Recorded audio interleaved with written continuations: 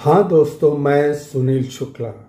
ज़्यादातर कहा जाता है कि बच्चा फेल हो गया, विद्यार्थी फेल हो गया, लेकिन सवाल ये है कि बच्चा फेल कैसे हो गया।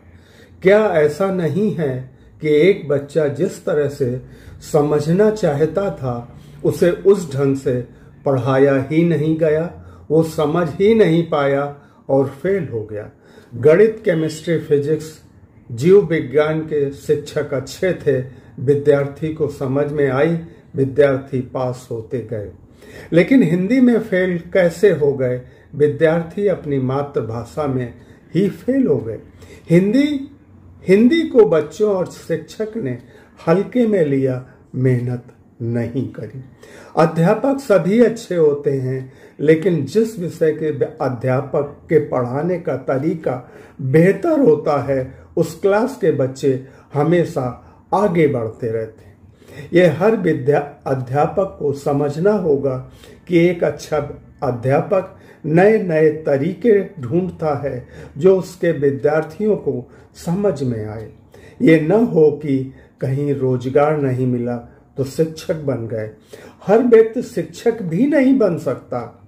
शिक्षा एक अलग क्षेत्र है जिसमें एक अलग ढंग के व्यवहार या एटीट्यूड और मेहनत, जिसे हार्ड वर्क हम कह सकते हैं, इसकी जरूरत होती है।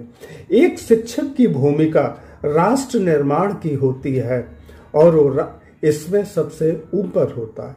एक शिक्षक की भूमिका राष्ट्र निर्माण में सबसे ऊपर है। वो माँ बाप के बाद में आता है। वह एक मित्र है, रक्षक है, दिशा देने वाला है और एक पथ प्रदर्शक है। दूसरा गांधी कहे जाने वाले विनोबा भावे जी से किसी ने पूछा कि देश का आने वाला कल कैसा होगा।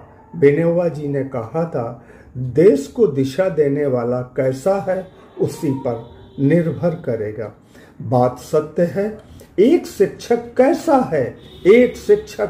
है, आने वाले कल को क्या पढ़ा रहा है, क्या दे रहा है, बात जिम्मेदारी की भी है। लेकिन आज का शिक्षक जिम्मेदारी नहीं लेना चाहता है।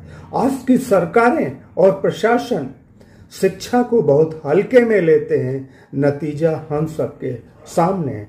यदि यही हम किसी और देश को देखें, बच्चे किसी राष्ट्र की संपत्ति होते हैं।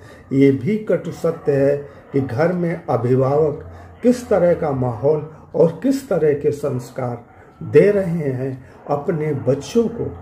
एक अच्छे शिक्षक का कार्य है कि वो विद्यार्थियों को सत्य से परिचय कराए, सही गलत बताए और ये खुद रास्ता तय कर लेगा।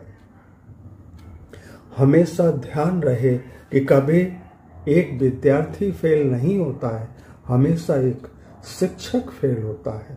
इन शब्दों के साथ मैं सुनील शुक्ला अपनी बात को विराम देता हूँ। इस वीडियो को लाइक करें, शेयर करें, कमेंट करें और सब्सक्राइब करें।